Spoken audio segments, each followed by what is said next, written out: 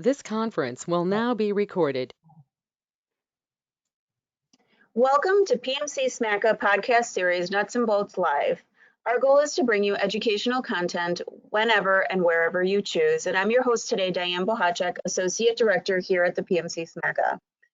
Today, we are joined by Jared Owen, Safety Director at Grunow Company, Angela Zausch, Health and Wellness Consultant, and Bruce Morton, Senior Loss Control Consultant at Marsh McLennan Agency, one of the nation's leading insurance brokerages. They also provide comprehensive business insurance and employee health and benefit solutions. Jared, Angela, and Bruce are founding members of the Wisconsin Construction Wellness Community, and I've asked them here today to talk to us about mental health in the construction industry. Thank you all for being here today. Thanks for having us. Thank you. Yeah, so I think we're going to start with Jared. Can you tell us how you got involved with the Wisconsin Construction Wellness Community and how that sort of got brought together to the PMC SMACA Association? Sure, Diane. So I have a background as a firefighter, and I've been in the construction industry for over 10 years with construction safety. And Grunow is a military-friendly employer, so all three of these industries being the fire and medical emergency services, construction, as well as the military, I think are three groups that are under-supported with mental health, and in turn have a much higher risk for suicide. This has been something that's been a big topic in a lot of my circles, and sadly, we've had some suicides in my inner circle that have hit a little close to home recently as well. So Bruce had reached out to me and mentioned that he was trying to start a group to put more emphasis towards this topic that is really under talked about in the construction industry. And I was really excited to be part of that group. So exciting to be part of something starting from the ground up. And as I'm involved with you and other safety peers from mechanical contractors in Southeast Wisconsin, it was a great bridge to connect these two groups together. And although the WCWC isn't quite fully established, we wanted to make sure to start talking about this message. And I know the safety directors from the other mechanical contractors are interested in getting involved as well. So I'm really looking forward to this partnership and doing more to help grow this topic and get more outreach for mental health for our construction team. Yeah, absolutely. I think I was really happy when you brought it to my attention, and we decided to bring this group together to talk a little bit more about it and share it with our members. So I'm glad we were able to marry the two identities. And recently, when we first talked, somebody sent me a recording of a program that you all did rather recently on the topic of mental health and construction, and I thought it was really well done, full of good concrete examples of things that employers could do to help their employees. So I want to eventually get into that. But before we really dive into the nuts and bolts of all of this, was there any more that you guys wanted to share with us about the history of the group? I know it's new, but anyone else want to jump in about how this all got started and what maybe the goals or the intention is moving forward? I can jump in, Diane, I think, and Angela, you can add more. It was just one of our clients that Angela and I work on. They had an issue out in the field, and they came to us to help, and we were real honest. We didn't know what to do, but we had trusted vendors, and we were able to get them in contact with someone and get them the help they needed. But the two of us then looked at each other and we're kind of like, we need help. We need more people on board in this industry to do that. And I was at the local AGC, one of their meetings, and I just asked them, I said, here's the situation that came up. How many of you, number one, would have known what to do? There was like 17 of us in the room, and this was well before COVID hit, and only one person raised their hand, and because they had a suicide within their company. So then our follow-up question was, hey, how many of you would want to just sit down and start talking about this and brainstorming. We had no idea what was going to come of it. And it was overwhelming. We had to, turn people away that wanted to be on the group. And they all came in as open and honest professionals. They're not all MMA clients. They are from different areas. We even have our claims person on there and an associate from a physical therapy group just to get a different side of things. And through that, it just kind of grew organically into bringing in speakers, into taking trainings. We'd even like to do some outreach eventually. That's kind of how it just snowballed, and it also snowballed through Angela and my webinars we were doing on mental health. We were able to get the message out, not only here, but regionally, and then most recently nationally, we discussed it as well. So we're hearing of, it's like, what they say, what's the term I'm looking for, but term of flattery is, we're seeing these other pop-ups start up around the area within the region. Maybe they're not as robust as we have, but they're at least starting the conversation. Yeah, absolutely. I think, Bruce and I have a really unique opportunity to partner together, that he is on the safety side and I'm on the wellness side of things. So oftentimes those are two very separate endeavors, not only in how our business might approach some of these programs, but looking forward and looking at organizations, identifying those opportunities to really bring them both together, because at the end of the day, the employee is at the center. That Bruce may be supporting a client from a safety perspective, and I'm supporting that exact same client and the same subset of employees from a wellness side of things, total well-being, total health.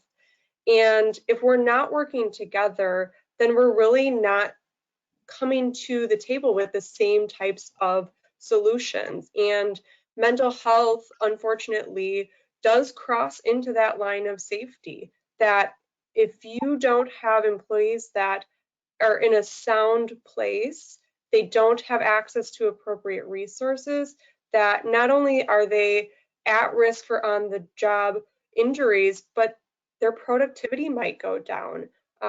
They could potentially become a hazard or a liability for your organization.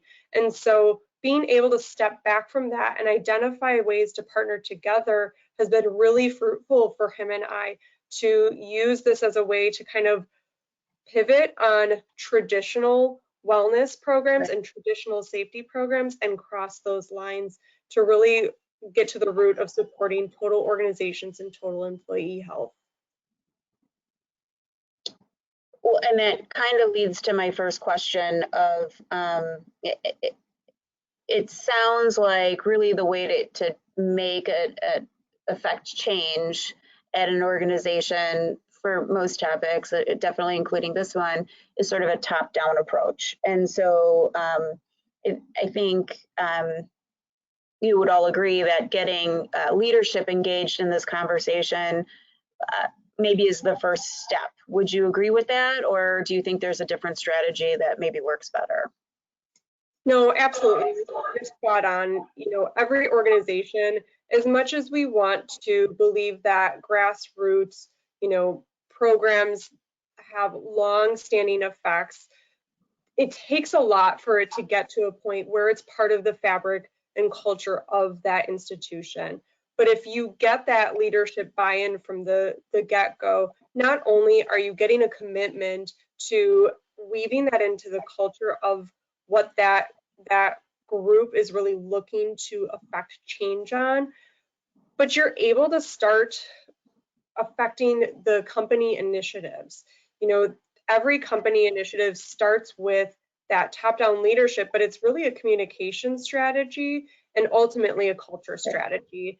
And without that leadership support, you're going to lose the ability to get funding, staffing, commitments, openness to adding additional resources, bringing people like Jared to the table, who's a leader within his own organization, and making sure that they're equipped to do their jobs in the best way possible.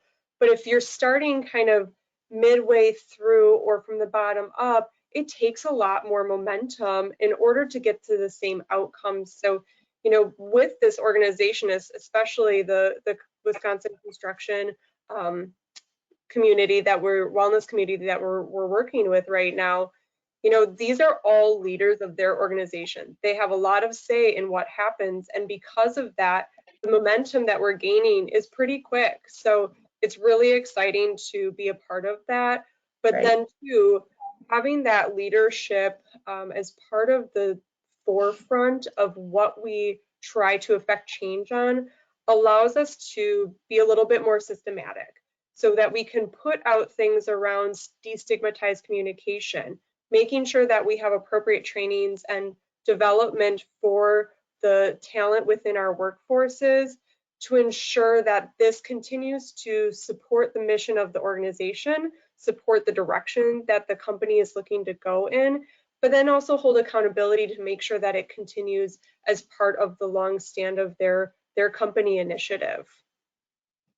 So you touched on it. Maybe Bruce or Jared, you guys could further the idea of communication. And I think we say communication, but it's so easy to muddle the communication, and we think we're being clear, and then the receivers of the message maybe don't hear exactly what we want them to hear. So what are some strategies, what are some sort of clear communication techniques that you think relay this specific sort of touchy subject well? Well, you know, I've always said, and when we took our QPR training, just like anything else, we have to be direct. Too many times people skate around mental health, mental well-being. You know, my son has severe mental health issues. I'll be real honest. I skated around it for years. And when people wanted to talk to me about it, I didn't want to talk about it. Who wants to have some 40-year-old guy crying in their office? That's no fun, right? So being direct and being honest and actually opening up about what might be trying you. It may not be mental health. It may just be a subject. And listening. But then the biggest piece, and we're seeing it with our success stories, is that follow-up. What are we getting them? How are we making sure they are getting the help they need? They, meaning the employee, supervisor, the manager, the Right. wife, the spouse, the husband, the children. I'm dealing with one right now where a superintendent's daughter has some issues, and I'm texting him every week. And every week he tells me not to text him, and I'm going to text him every week because that's what you need to do. And now, of course, down the road further, it might be later on or when I see him on a job, just a simple ask. And people are super appreciative of that, and or that they didn't have to take the time to go searching for something, and they knew that we would send them to someone who they can trust. Just giving them the national hotline number. Right. We just Angela and I were just at lunch, and the guy we were with said, "I'm not going to call that number." And we're like, "Well, what if we gave you a company that was here in Waukesha and we know this person?" And then, "Oh, yeah, I'd probably call that number." So I think that's kind of the difference of what we're trying to do with the WCWC, and eventually we want to try to put all of that on a website that's not affiliated with any one person, place, employer, union, non-union, Right. and then people can just go on there and get resources. It's just with no judgment, not selling anything. It's just there for anybody to use.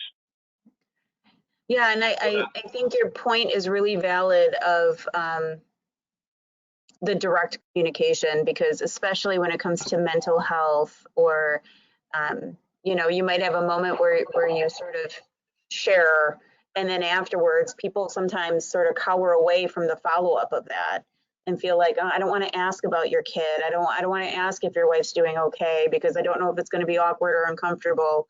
And so what I'm hearing you say is it's the exact opposite, because people do actually appreciate the follow-up of, hey, how's it going? How's your wife feeling?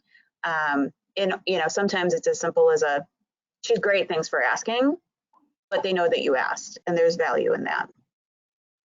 And since I've been involved with this group, one of the things that's been really interesting to me is just being vulnerable and sharing personal stories. It is unbelievable how many people have then opened up to me on their personal struggles with mental health, and you start to realize that everybody really is dealing with something in this space, and a lot of people haven't been comfortable talking about it. So I think that vulnerability opens that conversation, then being empathetic on that conversation, and then using some of the tools. But blown away by how many people have similar stories to share once you become vulnerable to have those conversations. For sure. And Well, go ahead, Bruce. Sorry. So the a term that we use, my son had some treatment, was sitting in your feelings. You're sitting in their feelings. What better way to trust them?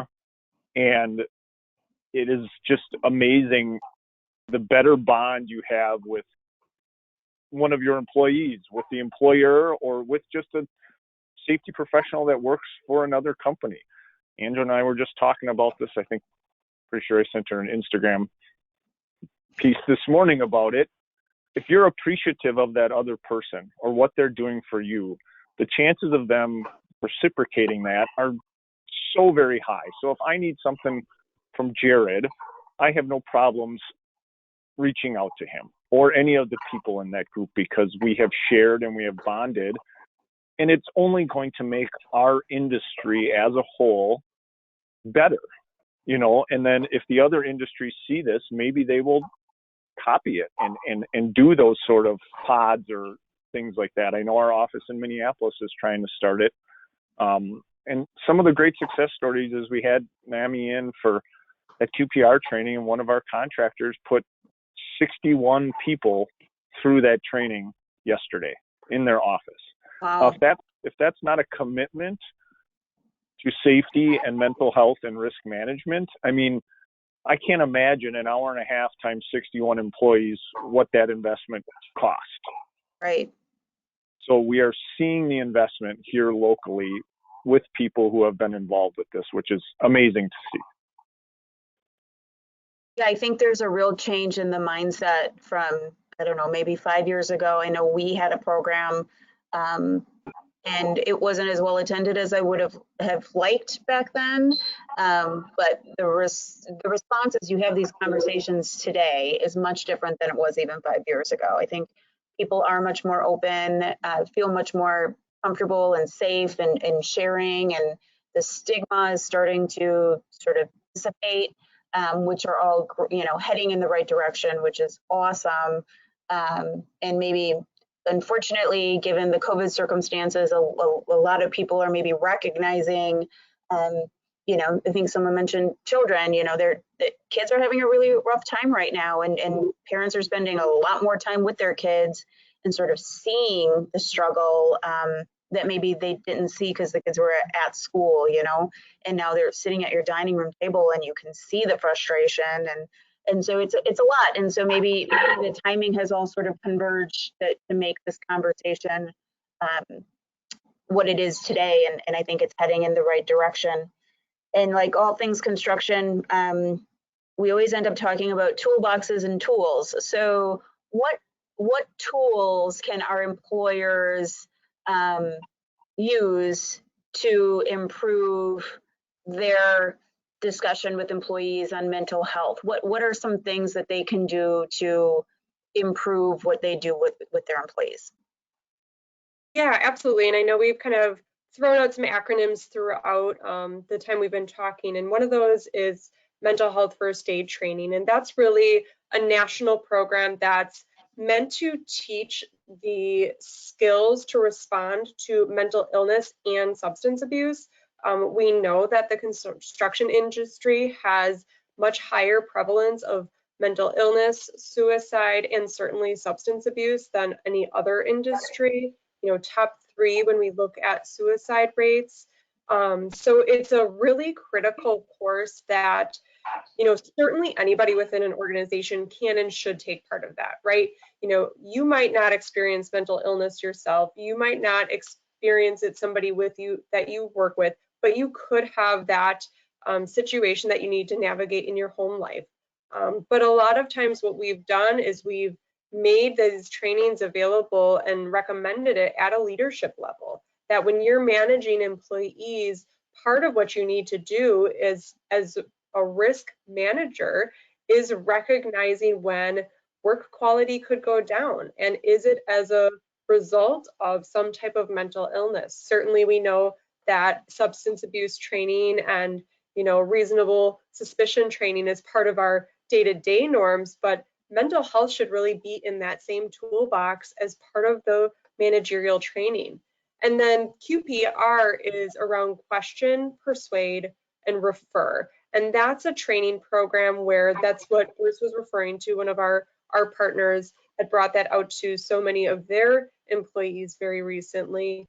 That's around how do we give employees the right way to navigate somebody who is at risk of suicide, that they're expressing concerns, that you're starting to see issues coming up, such as I'm a really talented employee, I'm a really talented in my position, but now I'm starting to give away my tools.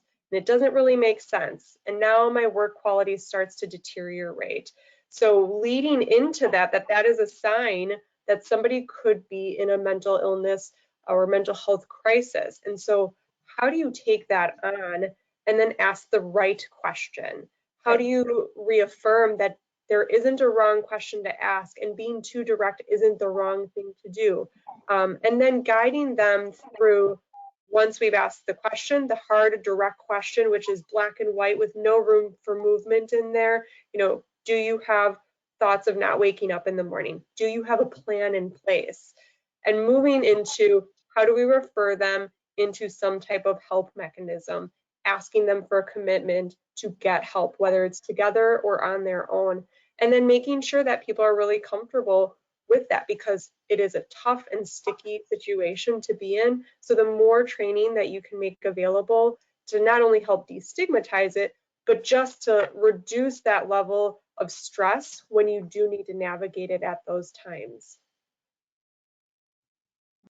That was great. It was a lot of information. I know I've heard QPR in the past, but that really helped explain it in a way that makes sense. Did anyone have, Bruce or Jared, did you have anything you wanted to add in there? I think, we found a lot of resources. AGC of Missouri has a lot of great stuff with toolbox talks and posters and coins and stickers, and there's a couple other ones out there, Prevent Suicide in Construction, and they're all great. They have just great information, the ways to get the information in front of your employees, whether it be a toolbox talk, or I've had companies already added into their superintendent meetings or their PM meetings. One of the local contractors, or two of them on fairly big jobs, did stand downs where, they brought not just their employees, but all the subcontractor employees and talked about it. And then a lot of the general contractors here are thinking of adding it into their site orientation and posting resources in their trailers or on the job box. So it's normal then. It's not something that people are like, whoa, we don't want to do that. It's every job I go to now has the same theory or the same piece of information. So then it becomes normal, and that is the goal. Just before we got on this call, I just met with our safety committee, and we planned our safety week trainings that we typically do. Typically, we focus on the traditional safety topics, and this year we're doing a switch to focus on mental and physical health and talk about the holistic safety, something we've never done before, and it's starting to open up the conversation, share the tools that we have internal to our company for EAP and other outreach, and it's just a way to kind of open that door, start some conversations, and I really think it's going to be the start of a lot more conversations. but it's opening that conversation that we just never really touched on before. So really excited that our safety committee is open to that idea. I don't think 5 years ago we would have been ready to have this conversation in Safety Week, but this year our group is unanimous that it's the right time for this type of topic. Really great to see. Yeah, it's an amazing shift that happened. Maybe not quick enough for some people, but it's nice to see that it's happening today. And I wanted to thank you all for joining me and working your schedule so that we could do this. I really do appreciate it. And also for addressing this topic. I think, oftentimes something like this is just such a big nut to crack, and you guys are doing a great job kind of pulling all the resources and all the right players to make something happen. So I hope that this is the first of many conversations that we will have for the PMC SMACA Association, that we can continue this conversation for our mechanical and plumbing contractors. Is there any other information you want to leave with our listeners? I know you guys are just getting started. I don't think you have a website yet, but is there any resources you wanted to share before we end? I think something that's important for organizations to realize is that very often they have access to a program called EAP, the Employee Assistance Program. And typically, whether it's through the employer itself or it's through one of your union partners, there is that resource available. And oftentimes that is at no cost to the employee. Definitely gives access to some short-term, potentially therapies if you're in need of that, can help you navigate some of those difficult situations. And then on top of that, there's usually other ways that EAP can support you. Think of it more as kind of a life navigator, that there's issues that come up in life that we're not equipped to handle. Mental health is one of those, but using a program like EAP can really be a beneficial spot to just start, understand what those benefits look like, and then be able to share that resource number, contact information out with your staff. That's a great point. And for our listeners, I'm not sure what order we're going to post these recordings, but I do have one that I recorded with our health fund administrator who administers the health plans for Local 601, Local 75, and Local 18. And he talks about EAPs and some of the benefits and services of the programs there, and provides contact information for those resources. Again, definitely every union plan has it. I think most of the employer office plans have some sort of component as well. So we want to be sure that we get those resources out to people, because sometimes they just don't even know that they have that benefit. Well, thank you everybody for being here today. I really do appreciate it. Your time is valuable, and we definitely appreciate you guys doing all this work. And to our listeners, thanks for listening. Everyone, hope I see you soon, and stay safe. Thank you. Thanks. Bye. Thank you.